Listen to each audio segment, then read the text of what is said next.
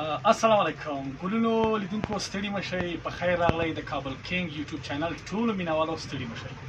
نو نن د خیره سره په تاسو باندې د افغانستان یوه داسې موسیقي اورم چې په اوس وختونو کې ځای ته البته ځان ته ځانګړی ځای نیولی ده او خلک ورسره ډېر اشنا دي ډېر زیات مینوال لري زموږ د غرب د زون موسیقي جاپاني داریا دې سره د ټول افغانستان وګړي اوس اشنا شوي دي او بیا دا داسې موسیقي ده چې واقعا محلي موسیقي ده او د خوند څخه ډکه موسیقي ده نو څنګه را سره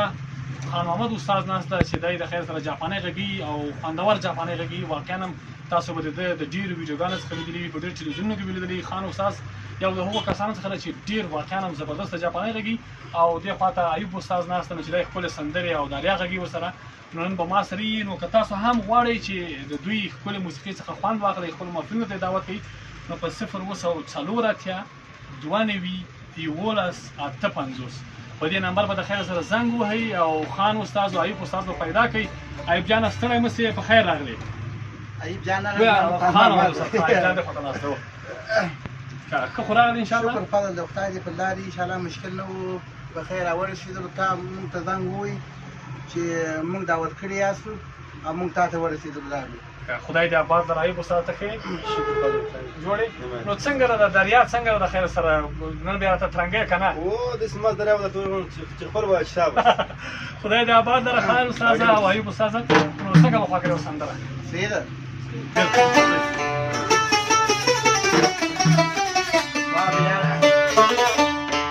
راسته ښایسته یاره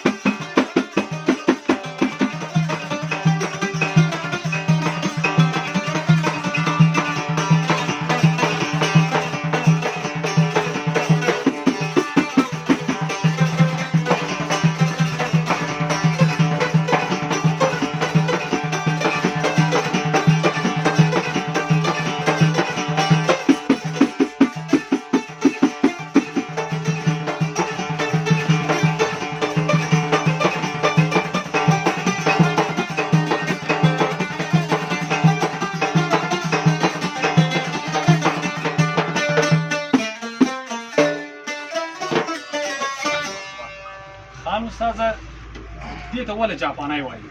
ولې یو بل افغانۍ نوم داسې یو څه په نوم داسې نشته دی زه چې یم د یو 15 کالو یم بللی یم پخوا مشران وایي د بیدالله جان په پیتو کې د شامت په پیتو کې دا جاپانۍ ژغورل شوی دی ښه تاریخ لازم نو دا د ازمون د هلمند خلک جاپانۍ ورته وایي په کابل کې هم زه ګرځېدلی یم دا خلک بینجو ورته وایي تاریخ لازم بینجو ورته وایي هغه بیا دې دا رقم نه دی دا په هلمند کې جوړېږي هغه نه یم خبر چې په جلال آباد کې جوړېږي په هند کې جوړېږي باغو نه یم خبر تاریخ لازم او دا تر ګردو ته د ډېر سخت ته وګوره او یعنی فرق لري بینجو سره ډېر فرق دا چې دی معنا که سپیکر یې که نه کار کوي و اوس تا د ده غږ واورېدې څنګه غږ بالکل هغه مشهوره نغمه چې ډېره زیاته مشهوره ده په دې جاپاني کې د هلمند د قندهار او روزګان او فراه او هرات دغه خلک ډېر اوري هغه کومه ده چې هغه دا نغمې ډېرې دي ښه چې ډېره زیاته مشهوره مثلا په پخوا وخت کې هم د خلکو غږولي دغه نغمه ده دا به واورو بالکل به واورو واقعا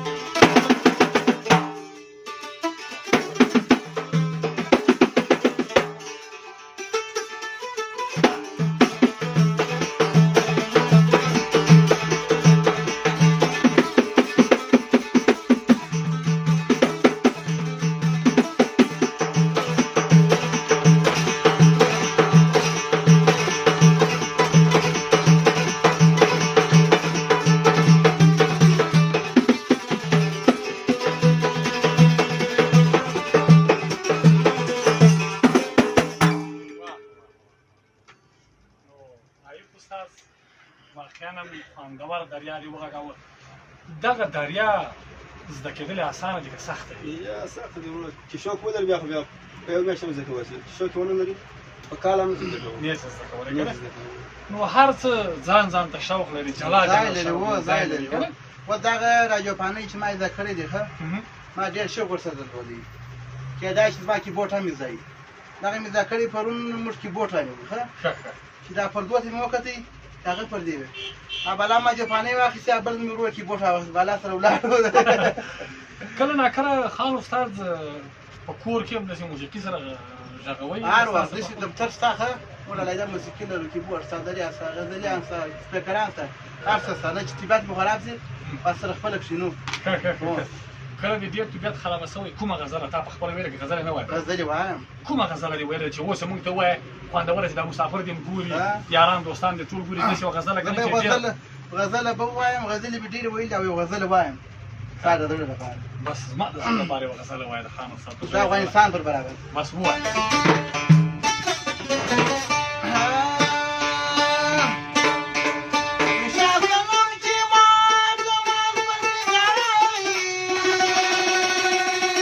څه په وایې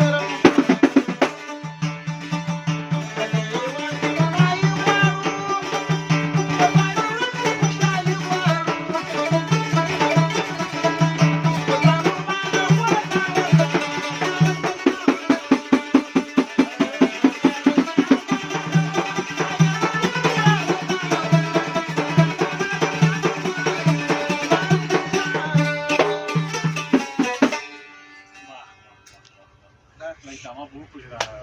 استاد هم داسې ادامه سره